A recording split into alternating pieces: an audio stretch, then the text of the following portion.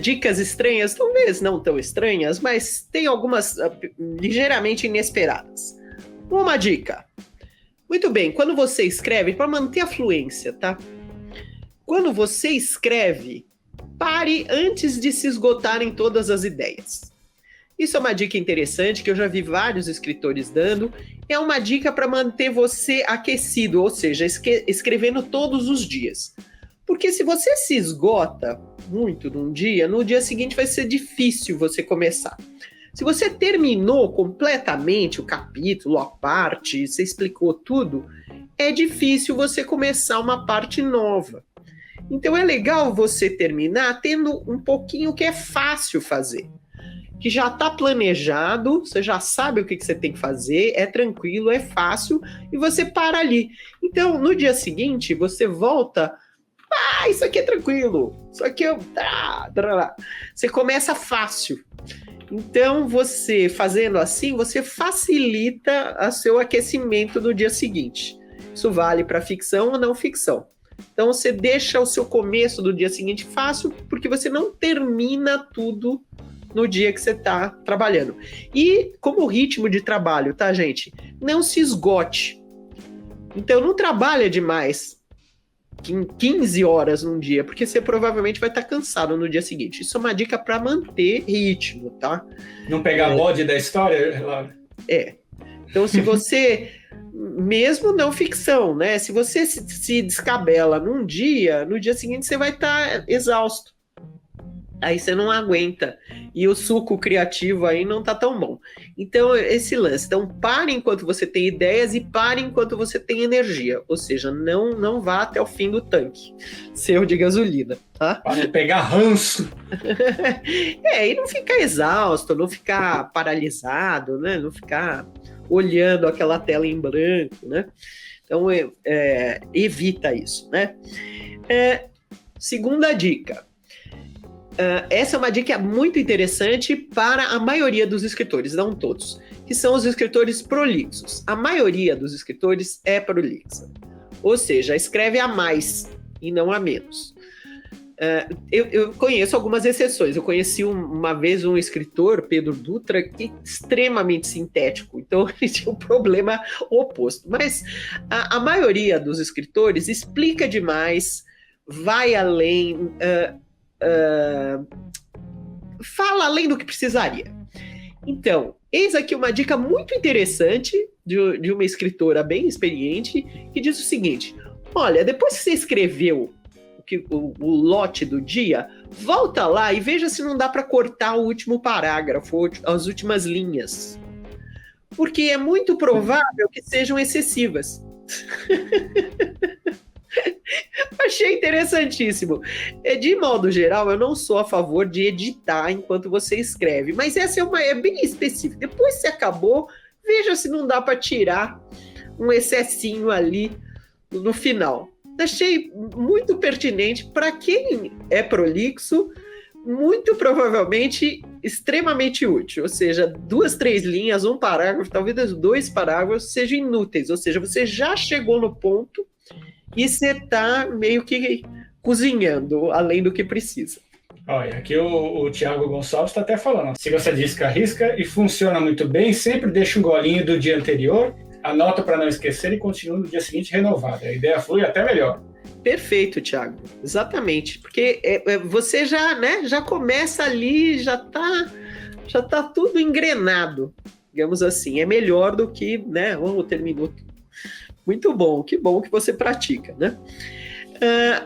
Outra dica é uma dica malandrinha essa, né? Para ficção ou não ficção, tá? Você pegar, quando você tá com um pouquinho de dificuldade, se o personagem não se materializou para você, no caso da não ficção, você tá na dúvida do exemplo que você vai dar, troca o nome na não ficção do exemplo, né?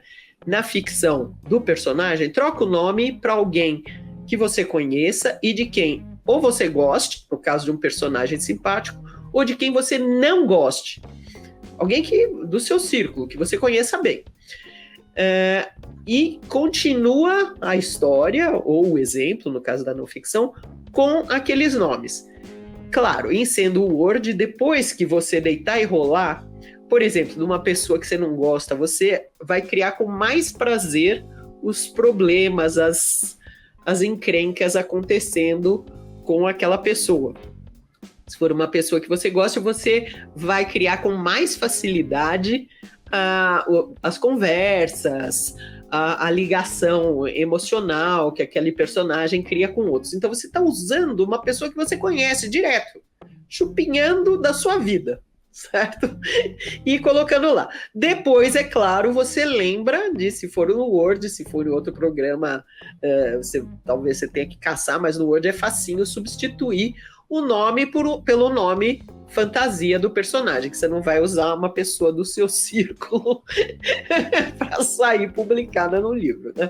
Então você troca, em especial se for um inimigo, né? Alguém que você detesta, você pôs lá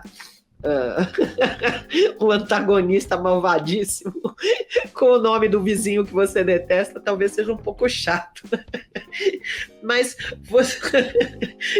você usar uma pessoa com quem você tenha problemas. Eu, por exemplo, tinha uma vizinha que me odiava, tá? Passou 20 anos me detestando, criando um monte de problema para mim. Telefonava no meio da noite para reclamar que eu estava fazendo barulho. Para mim seria muito fácil colocá-la como a pessoa mais insuportável de uma história, né? Porque é baseada na experiência real. Então é isso, use a experiência real, use as pessoas que você conhece e divirta-se, inclusive, né? Em criar problemas para uma pessoa que você detesta, mas depois lembra de trocar o nome, né? Quando você terminar a história, lembra de trocar o nome, para não ficar com aquilo ali. Olha, e aproveitando aqui, Laura, a Cristiane Ribeiro está falando, tem momentos que dou uma esticada e acabo me exaurindo. Por outro lado, tem dias que não consigo escrever nada. Veja aí, Cristiane. Então, isso de você saber dosar a sua energia é sábio. Para quem está escrevendo uma obra grande, né? Para quem está escrevendo romances, necessitam disso, né? Que você escreva muitos dias, talvez muitos meses em seguida. Então, você saber dosar a sua energia é de uma sabedoria extrema. O Tylon Santana, já amei a primeira dica, que para começar em uma nova parte é um pouco mais complicado, até cansativo. Exatamente. Sempre, então, né? Deixa isso no meio do trabalho. Né? O pessoal comentando aqui que a dica do nome é ótima. É mesmo, gente, aproveita e se divirta, né? Já que tá escrevendo mesmo, não tá ganhando dinheiro ainda, tal. Pelo menos se divirta e fazer as pessoas que você detesta se meterem em situações desagradáveis, ou então você dizer tudo que você pensa da pessoa no meio da história ali. Depois disfarça, né? Muito bem, mais uma dicasinha, também vale para todo tipo de obra, curta, longa, ficção ou não ficção, que é uma coisa muito interessante e verdadeira. Imprima, se possível, se não for caríssimo para você, imprima em papel para reler. Por alguma razão desconhecida, ler no papel é diferente de ler na tela. Você sabe explicar isso, Cid? Eu não sei, mas eu concordo 100%.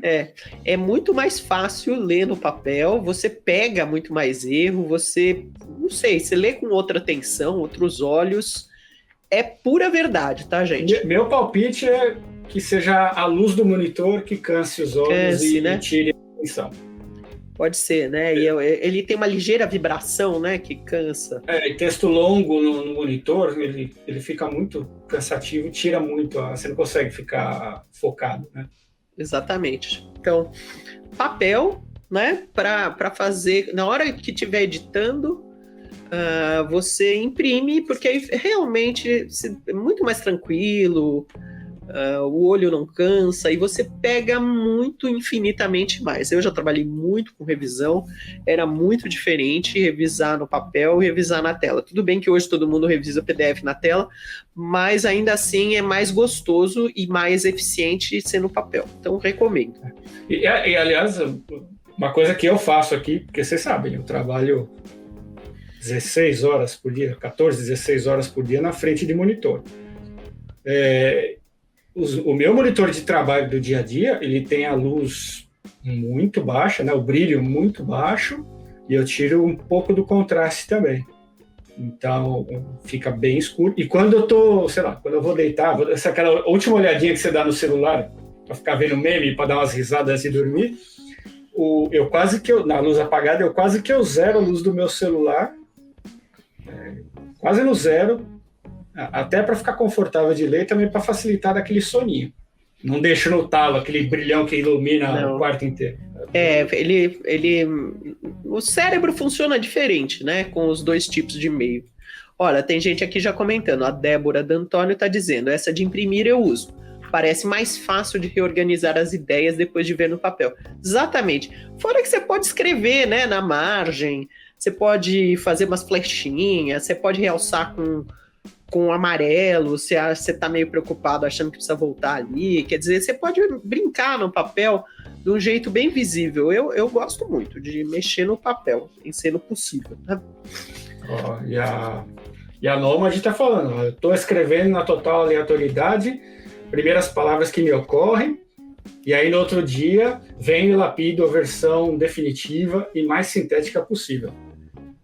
Ok, eu já disse, eu não recomendo editar enquanto escreve, que eu acho que a fluidez da criação é melhor quando você fica só no pique de criação.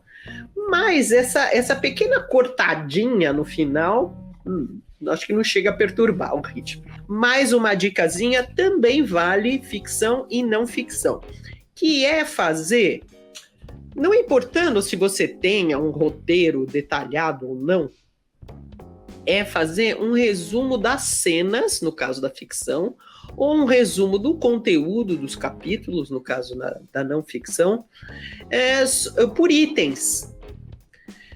E deixar isso num outro documento que você possa acessar para lembrar da obra inteira. Isso eu acho muito sábio, porque às vezes uma obra longa, que tenha muitos detalhes, muitos personagens, muitas vezes o escritor esquece algumas coisas, esquece os vai e vens. Se está num capítulo distante e tal, não lembra exatamente como é que foi, como é que deixou de ser, que nem tudo, né, o cérebro guarda, às vezes não. Então, fazer um roteirinho só das cenas, tá? Não estou falando aquele roteiro necessariamente de dizer aqui vem o evento de virada do ato 1 para o ato 2, não tô falando isso. Se quiser, pode fazer, mas um roteirinho mesmo das cenas ou do conteúdo dos capítulos, para te ajudar a ter uma visão geral rápida, se você precisar pensar alguma coisa, para você voltar ao que você está escrevendo, para você lembrar o que já foi, sem ter que reler tudo, né? Achei, assim, essa é uma dica bem interessante. Eu, para não ficção, uso também de fazer um roteirinho do que tem em cada capítulo, e é muito prático você dar uma olhada. Tá, isso aqui eu já abordei, não preciso mais falar, já foi e tal. Então, te ajuda a organizar e você não precisa reler para lembrar, já foi isso. Tenha um arquivo fácil para todas as ideias que cruzam a sua cabeça sobre escrita. As pessoas costumam ter cadernos, escrever em vários lugares, anotar, muitas vezes anota em guardanapo até, uma ideia e tal. Então, para você tá lá escrevendo um negócio, aí vem uma outra ideia, para você não sair do foco, então você abre aquele arquivão e taca lá a ideia, blá, blá, blá, fecha o arquivo e volta para o seu trabalho, tá? Então isso libera a sua cabeça para se concentrar naquilo que você está fazendo e, ao mesmo tempo, vai criando um arquivo de ideias geniais para abordar num outro momento. A maioria dos escritores tem esse caderno, esse arquivo, esse local de ideias geniais, e quanto mais você deixar ele organizado, tudo num lugar só, tanto maior a chance de você não perder, porque escrever em guardanapo tem grande chance de parar em algum lugar que você nunca mais ache. Ou então 20 anos depois, putz, olha só, tinha pensado isso, né? Então, tenha um local onde você descarregue as ideias e entre trabalhos, quando depois você terminar o romance, vai lá e dá uma olhada, né? É o seu tesouro particular de ideias brilhantes. O Pedro José Gomes falando, eu costumo escrever até perceber o texto muito aguado. Para e volta no dia seguinte. Aguado é uma boa descrição, hein, Pedro? Gostei. Excelente. Você mesmo está sentindo que o negócio está tá ficando fraquinho, você para. Muito bom. Água de sachicha. Não tá rolando. Muito bom, aguado, gostei. Próxima dica. Para manter a fluência, tá? Aí você tá escrevendo lá e de repente chega numa parte encrencada, também para ficção ou não ficção, tanto faz.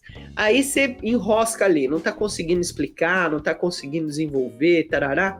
Faz o seguinte, se enroscou, realça aquilo lá, pula, descreva o problema, estou tendo problema para fazer uma descrição de não sei o que, estou tendo problema para fazer com que o personagem entre numa briga, estou tendo problema para explicar a noção de público-alvo para marketing, sei lá, ou na ficção ou não ficção, qual o problema? Você explica o problema para você mesmo, realça e continua a escrever.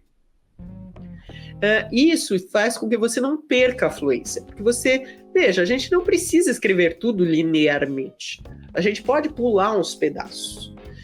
Essa é uma boa dica para você manter a fluência e se sentir, por exemplo, que você consegue acabar o capítulo. Porém, tem aquele probleminha lá, ou talvez mais de um probleminha, aguardando o vosso olhar. Né? Então, uma dica. Então, chegou o problema, você não está conseguindo resolver, bota ele ali como um problema e toca em frente. Segunda dica, não deixe para resolver isso muito tempo depois. Então, você terminou o capítulo, volta para resolver os problemas. Porque se você terminar a obra inteira e você tiver 150 problemas para resolver, você vai se descabelar. Você vai ter um momento muito difícil de resolver todo aquele bando de problemas.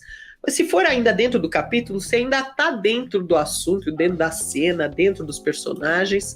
Então você volta lá e aí com atenção específica para resolver aquilo que encrencou. Inclusive, aí você pode parar e ver por que encrencou. Se encrencou porque só estava faltando uma informação, estava faltando você pensar a respeito, estava faltando você treinar um pouco como é uma briga, alguma coisa assim, tudo bem, você resolve. Mas talvez tenha um problema estrutural. Às vezes, quando tem um problema, você não consegue, você não está conseguindo ir adiante, aquilo lá está encrespado, é que faltou você dar uma explicação antes, faltou alguma coisa em algum momento, você deu uma dica diferente, você estava levando para outro lado, sei lá, um problema que você não consiga resolver, deu encrenca. Então você volta e relê a sua história para ver onde foi que deu a zica. Você acha a origem daquilo lá. Provavelmente você tem que corrigir algo estruturalmente, tá? Mas se for simplesmente uma questão de pesquisa, de precisar de um detalhe, sabendo não sei o que, você resolve ali.